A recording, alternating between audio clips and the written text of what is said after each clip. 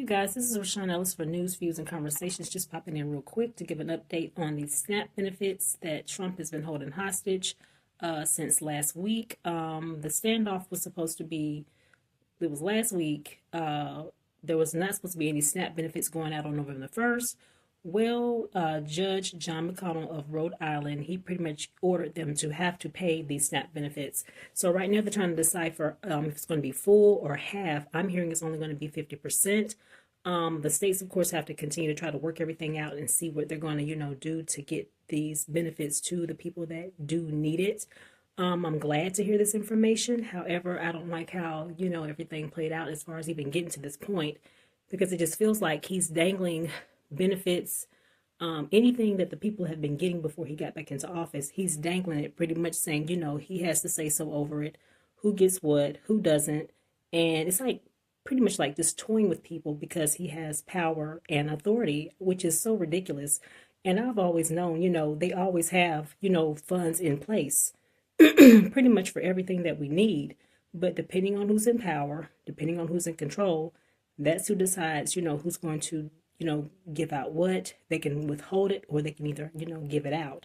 So far, as of today, which is November the 3rd, they have pretty much, turned the lights back on for the SNAP benefits, food stamps, EBT cards. So everyone should be hopefully getting at least either half or full. So everything else has to just be worked out. But it's just crazy because he's giving money to Venezuela. He's knocking down, adding onto the ballroom, turning it gold. So basically what it looks like is they have money for what they want to have money for, but you want to dangle the people while you continue to make the rich rich. So it's just a whole bunch of shenanigans, foolishness, Trump craziness, and we don't know when the government is ever going to be open again. So we're still waiting to hear word on that.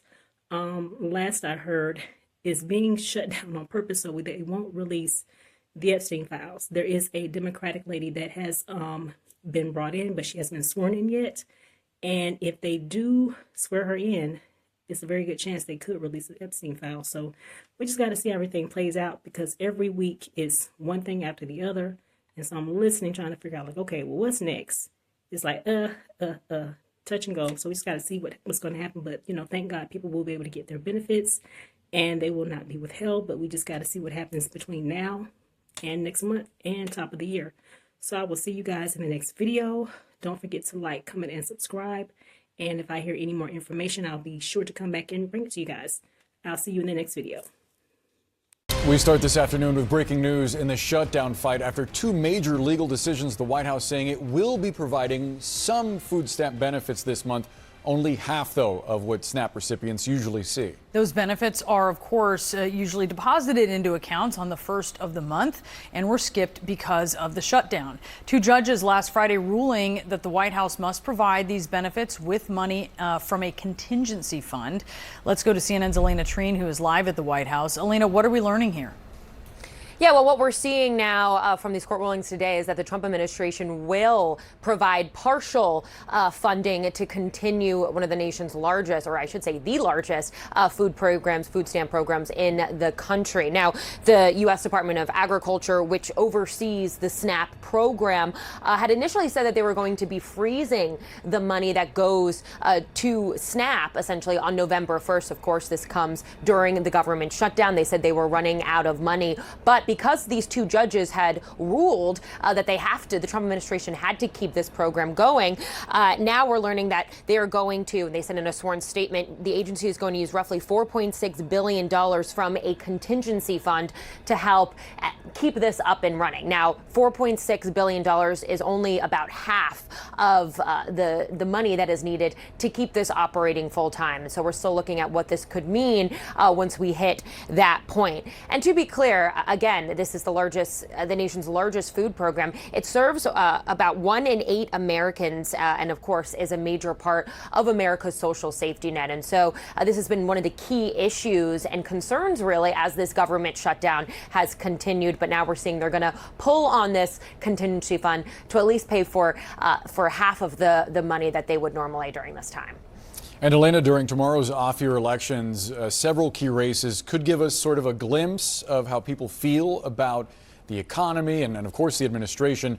New polling, though, shows that voters may not be impressed with President Trump. The data finds he's hitting his lowest approval rating this term, just 37%, his highest disapproval, matching January 2021. Democrats also showing a very early advantage when it comes to potentially flipping Congress in next year's midterms. What is behind these numbers?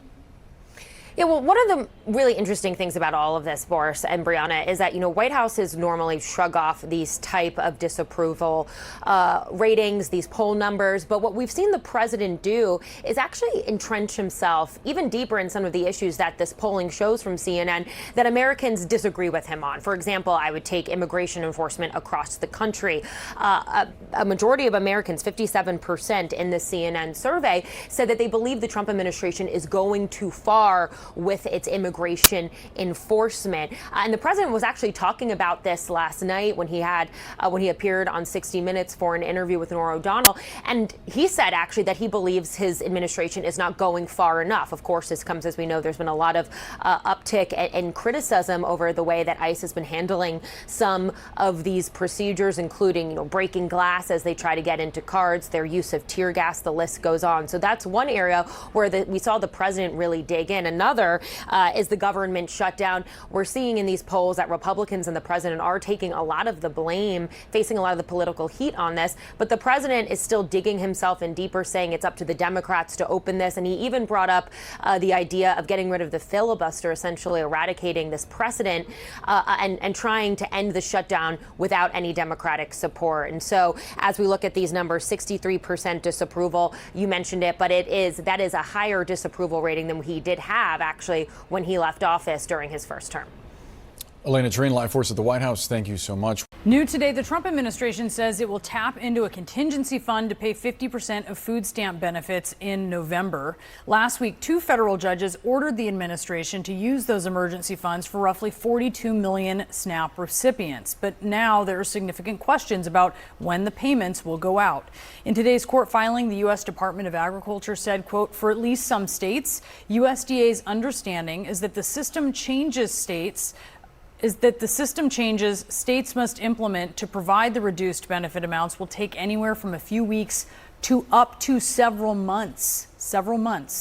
With us now to discuss, we have Democratic Congresswoman Sarah McBride of Delaware.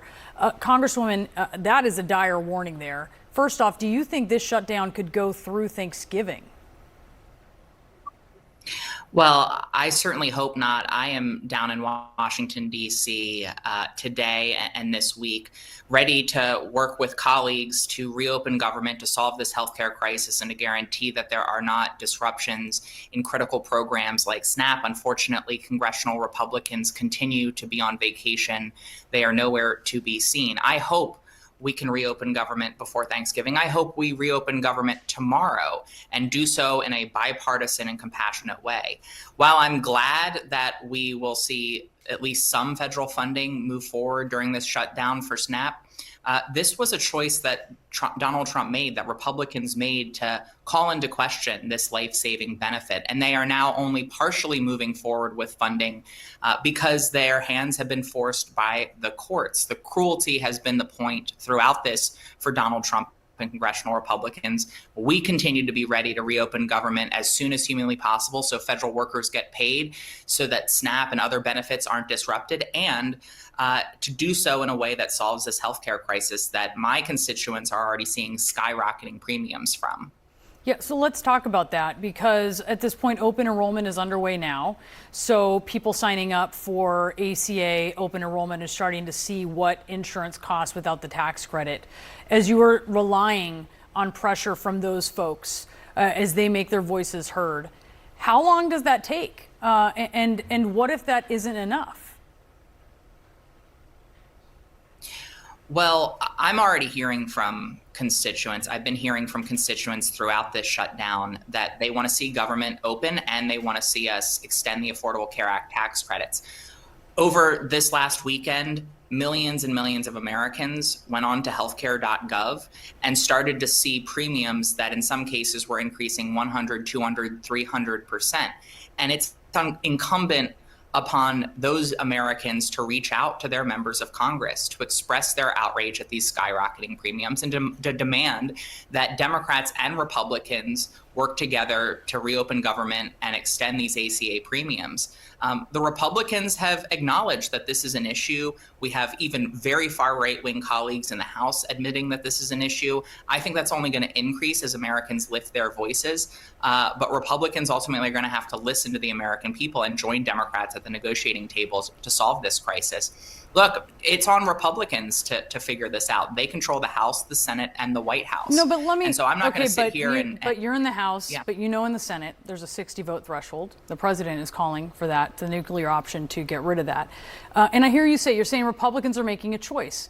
Democrats are also making a choice, and it has to do with these Medicaid cuts, and it has to do with these ACA subsidies, yes, but it is also a choice, right? And CNN has polling out today that shows 58% of Americans are disapproving of, yes, Republican congressional leaders, how they're handling this, but 58% are disapproving of how Democratic congressional leaders are handling it, 61% disapproving of how President Trump is handling it. So all of you being held to account here, what is your read of what that poll is saying? No one wants a shutdown. That's what that poll is saying. And time again, Senate Democrats have voted for a continuing resolution that opens government and solves this healthcare crisis.